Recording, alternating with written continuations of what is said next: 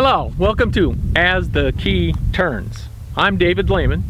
I worked as a guard, or a correctional officer, at USP Marion for 23 years when it was the only level 6 maximum, super maximum security penitentiary in the United States. We replaced Alcatraz. And the following is true. The only names that have been changed are mine. Everything else is true. The excuses were numerous as to why Sally never went to counseling or attended the promised classes. One of the excuses was the United Indians of All Tribes Foundation had scheduling conflicts with her. She did enter counseling, but the counselor never called her and asked her to be seen. She moved and forgot to tell anybody. She didn't quit her job, she just stopped going there and they quit paying her. On May the 10th, 1987, Sally was arrested by the Renton, Washington police while she was breaking into a house located in that city.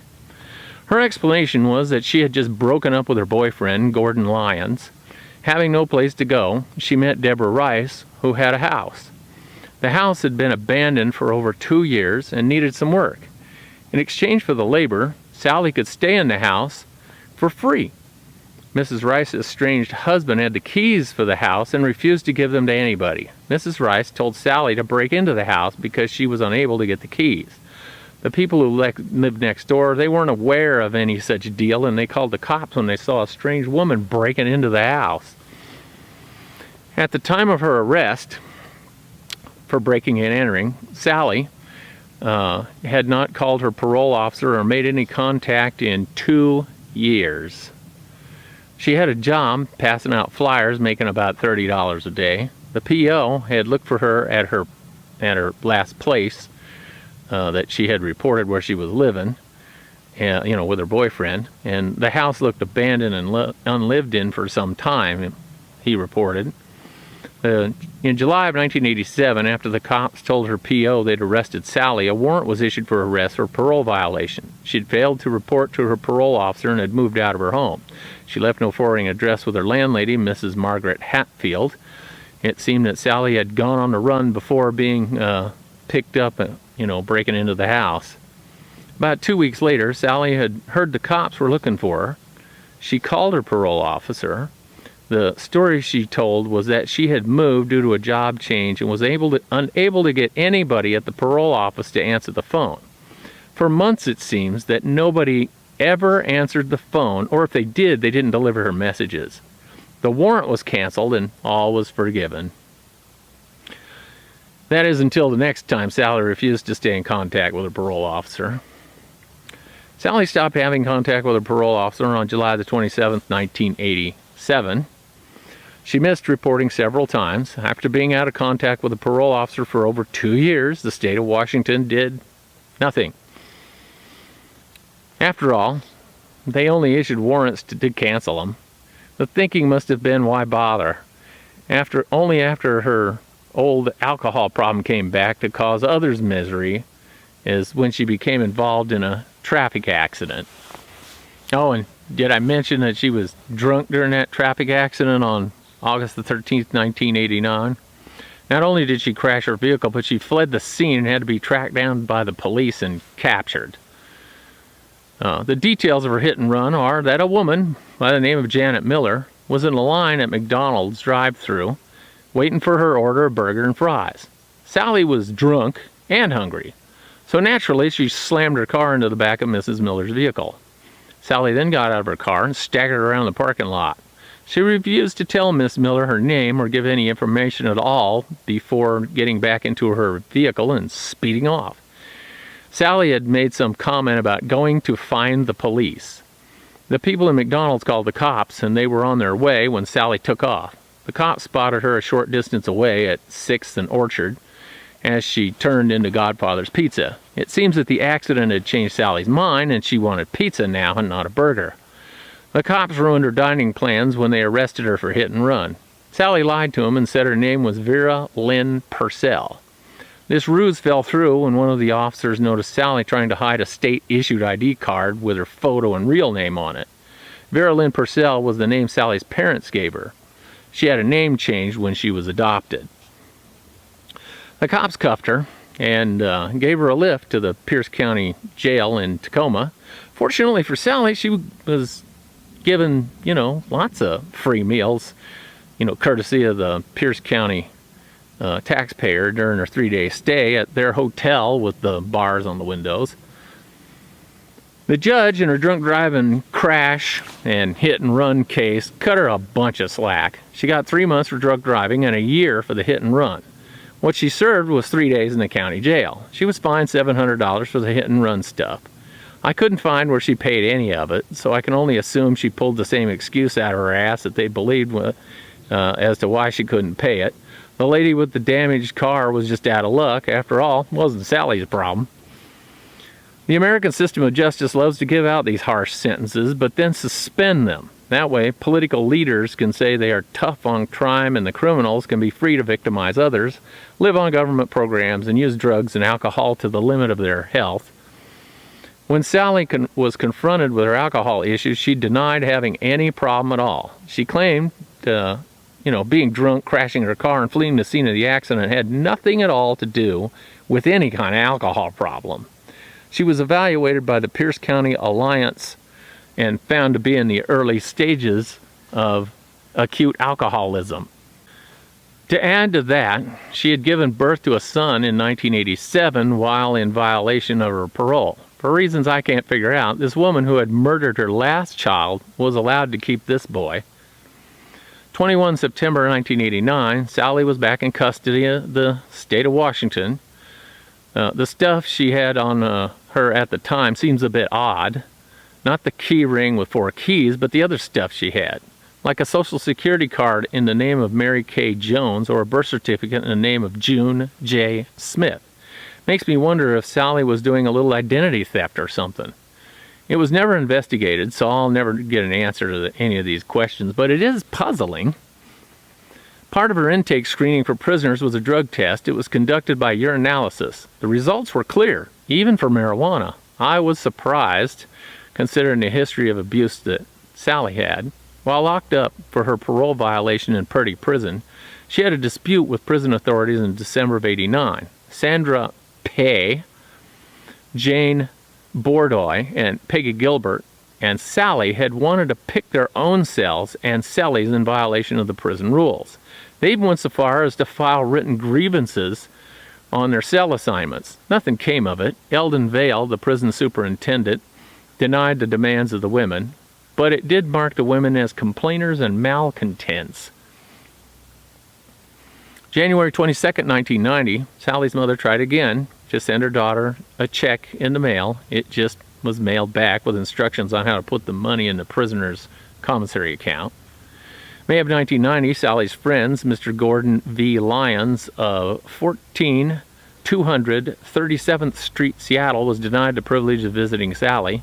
He had an active warrant for his arrest, and it's against the rules to allow fugitives to visit inmates.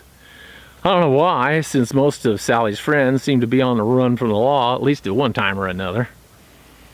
The parole board finally came to their sentences, and they decided that Sally had to take part in an inpatient program for substance abuse. Sally agreed, despite saying she had no such problem. She was uncooperative and learned nothing from the program.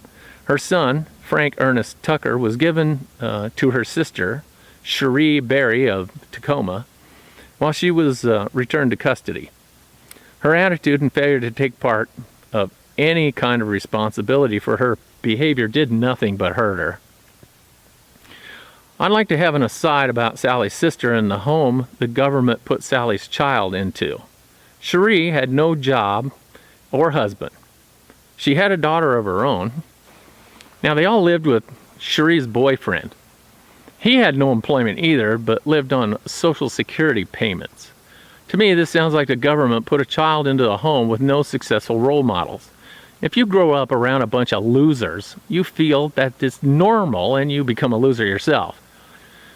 Not all the time, naturally, but in a majority of the cases, this recipe is just one of disaster. According to Sally, her sister is also a substance abuser. I hear from my viewers all the time that the government makes a system to incarcerate people, and people like me benefit from this crooked system. In the instance of putting a child to grow up around a pack of government dependents, it seems that there's, kind of some validity to that argument. Nobody in the system feels any pain when a prisoner beats herself silly against the brick wall of the state. People like Sally think that if they just keep doing what they have been doing, the world will accommodate them. At some point, you would think a person would wake up and realize that they had to change because the world won't. Most of us have had this epiphany that the world owes us nothing. We need to grow up, get off the couch, and make good things happen. Santa isn't real. To the grave misfortune of some, they never seem to learn this simple but life-changing lesson. I pity the fools, as Mr. T says. Sally was sent back to the Washington Correctional Center for Women and later transferred to the Cedar Creek Correction Center. Cedar Creek is a co-ed facility at the time Sally was there. In September of 1991, Washington State had one of the worst wildfires in the history of the state. Over 92 separate fires started in the Spokane area of eastern Washington. Destroyed 114 homes, killed 2 people, and burned over 35,000 acres. Most people think Washington is all forest and apple trees. In the eastern half of the state, it's deserts and grasslands. Where all this fire happened, it was so big that they called it a firestorm. Gusts of wind were over 65 miles an hour. All the resources of the state were needed to fight the fires. This is where Sally came in. She was released from inside prison to help fight the fires. For almost 3 weeks, Sally helped bring the wildfires under control and assist in the recovery operations.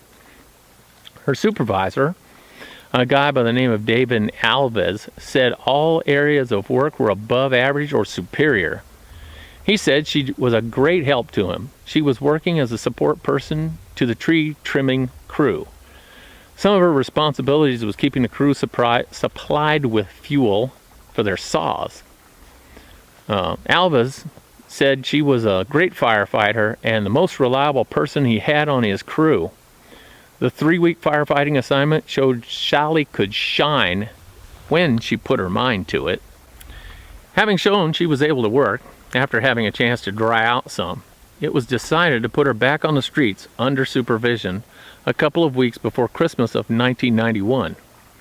To ease Sally back into the community again, she was sent to a new program of work release. December the 11th, 1991 to June 8th, 1992, the Ratcliffe Workhouse release program helped her with her parenting skills, drug and alcohol abuse. It is a residential program whose goals are to help women with children become responsible for their children's education and care. Naturally, Sally felt she didn't need any help with alcohol, since she saw drunk out of her mind, hit and run as somebody else's problems and not hers. With all the time and money and effort expended by the state of Washington, Sally still had not learned much in the way of life skills needed to stay out of trouble. Worse, she still had a son that she was now setting a really poor example for. When she left the Ratcliffe house, she was ordered to report to the Seattle Drug and Narcotics Center to participate in their treatment program. She never even bothered to show up once or call them. She just started drinking again and ignored any order to do anything. Strangely, in the light of her drug and alcohol problems, the parole board didn't see the wisdom of making one of their conditions of her release as total abstinence of drugs and alcohol. When they issued a warrant for her arrest, they made a note on it to warn the cops. It said Sally was dangerous when she'd been drinking. But if Sally could get drunk and keep out of trouble, she could drink to her heart's content. Problem was, Sally couldn't stay out of trouble when she was drunk. The thinking was that she was stone cold sober when she plunged the knife into her infant daughter. Therefore, substance abuse wasn't an issue. During this time of her life, the son Sally had was providing her an income. Because she had a child, the welfare office in Longview was issuing checks to a person who used the money to make sure the child and Sally had food and shelter. But as always, Sally was gaming the system. She told them she was living at her parents' house at 1525 Beach Street, Longview, when in fact she wasn't. The parents had hardly seen their daughter and grandson. They didn't know for sure, but they thought the pair were living in the Seattle area somewhere. This all came to light when the baby boy inhaled a seed and was taken by his mother to the Mary Bridge Hospital in Tacoma. The doctor said Sally had been drinking and was unusually uncooperative. So, really? Sally said she had been living with Christine Purcell, a relative of hers. Now, who knows if she lied to the doctor or not, since she told the cops her last name was Purcell when she was making up a fake name after they caught her fleeing an accident. In custody for parole violations at WCCW from November 22nd, 1993 to December 21st, 1993. Sally disappeared on December 23rd of 93, 2 days after being released on parole again. She was arrested for failing to report to her PO again. After having her parole reinstated, she promised to participate in a Thunderbird program administered by the Treatment Alternatives to Street Crimes.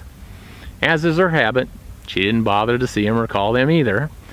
She never reported to her PO and moved without giving a 4-ring address again.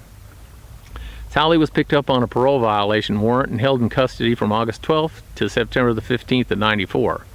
By this time, she'd worn down the parole board. They found that she refused all help with her mental problems or alcohol and drug abuse. She flat refused to report once a month to a PO. The only thing they could do was put her back in prison or release her. If she went back to prison, it was felt it'd be a waste of tax money to house her. If she was released, she would just go back to drinking and become an alcoholic with no hope of redemption. The board came to the decision to release her and let her die of alcohol abuse. After they kicked her out the door in September of 94, I can find no further record of her. With any luck, she dropped dead and saved the world more expense on her account.